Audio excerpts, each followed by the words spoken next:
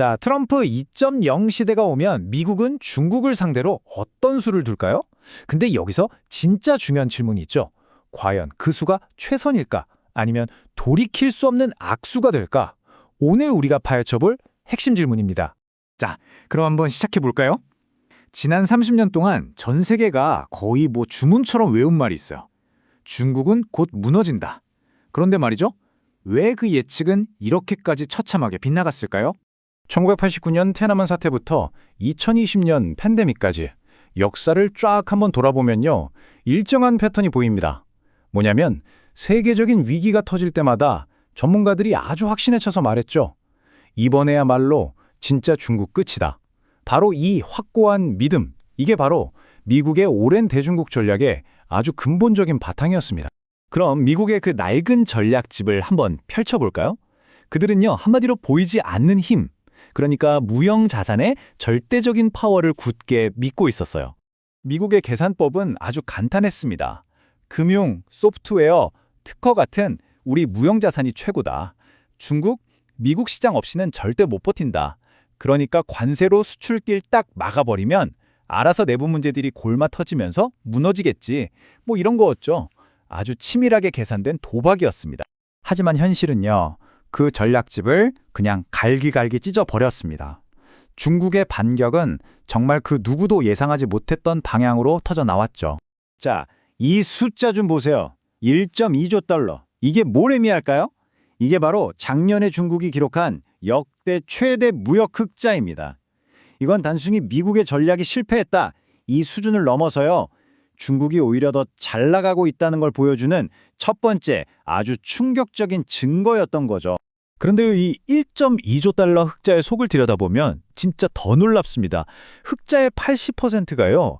더 이상 값싼 장난감, 옷 이런 게 아니에요. 바로 전기차, 배터리, 반도체 같은 첨단 기술 제품에서 나온 겁니다. 서구권하고 정면으로 딱 맞붙는 그런 분야에서 말이죠. 그리고 이런 제조업의 힘이 그냥 하늘에서 뚝 떨어진 게 아닙니다. 그 뿌리를 보면 미래가 보이는데요. 2025년 세계 과학대학 순위 상위 25개를 보니까 세상에 무려 19개가 중국 대학입니다. 미국은 고작 4개뿐이고요. 이건 그냥 순위가 좀 바뀌었네. 이런 차원의 얘기가 아니에요. 연구개발 능력의 중심축 자체가 아예 근본적으로 이동하고 있다는 강력한 신호인 겁니다.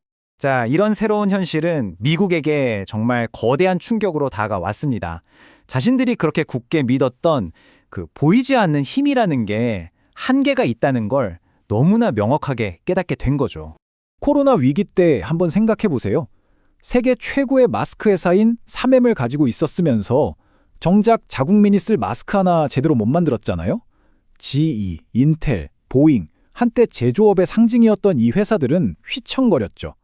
심지어 최첨단 무기조차도 생산 능력이 부족해서 쩔쩔맸고 중국이 꽉 쥐고 있는 히토류 앞에서는 그야말로 속수무책이었습니다.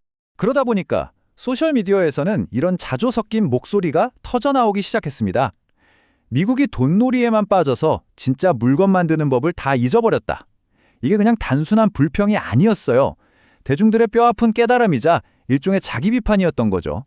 이런 충격은 결국 미국의 국가 대전략을 뿌리부터 바꿔놓았습니다. 자신감 넘치던 공격적인 돌격에서 이제는 걱정이 가득 찬 방어적인 후퇴로 완전히 방향을 튼 거죠. 과거와 현재를 한번 비교해 볼까요? 예전엔 무형 자산을 무기 삼아서 공격에 나섰다면 지금은 유형 자산에 집착하면서 방어하기에 급급합니다. 목표도 중국을 약화시키는 거에서 이제는 우리, 바로 자국의 공급망을 지키는 걸로 바뀌었죠. 여기서 핵심은 이겁니다. 패권에 대한 자신감이 자원 확보에 대한 불안감으로 바뀌었다는 거예요. 이 상황을 바둑에 비유하면 정말 모든 게 선명해집니다. 미국은 더 이상 바둑판의 중앙, 즉 세계 패권을 차지하려고 싸우지 않아요. 대신에 광산이나 공장 같은 실리, 귀를 지키는 데 급급해졌습니다. 바둑에서 이건요, 명백한 후퇴를 의미합니다. 수세에 몰렸다는 뜻이죠. 자, 그럼 이제 마지막 딜레마로 넘어가 보죠. 두 초강대국이 마주한 이 팽팽한 대치 상황에서 과연 누가 먼저 치명적인 실수, 바둑으로 치면 악수를 두게 될까요? 물론 중국이라고 문제가 없는 건 아닙니다. 그 엄청난 무역 흑자는 사실 약한 내수 시장을 어떻게든 메꿔보려고 저가 상품을 전 세계에 밀어내기식으로 수출한 결과이기도 하거든요. 양국의 상황을 가만히 보면 정말 완벽한 대칭 구조가 보입니다. 미국은 금융 패권이라는 엄청난 강점이 있지만 과소비에 중독됐다는 치명적인 약점이 있고요.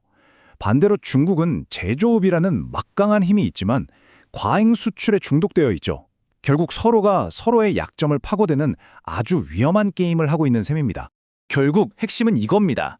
이렇게 팽팽한 게임에서는요, 더 서두르고 더 당황하는 쪽이 기가 막힌 묘수가 아니라 최악의 악수를 둘 가능성이 훨씬 높다는 거죠. 그래서 마지막 질문은 바로 이겁니다. 현실을 직시하고 조급해진 미국. 과연 이들이 둘 다음 수는 이 판을 완전히 뒤집는 신의 한 수가 될까요? 아니면 돌이킬 수 없는 최악의 악수가 될까요?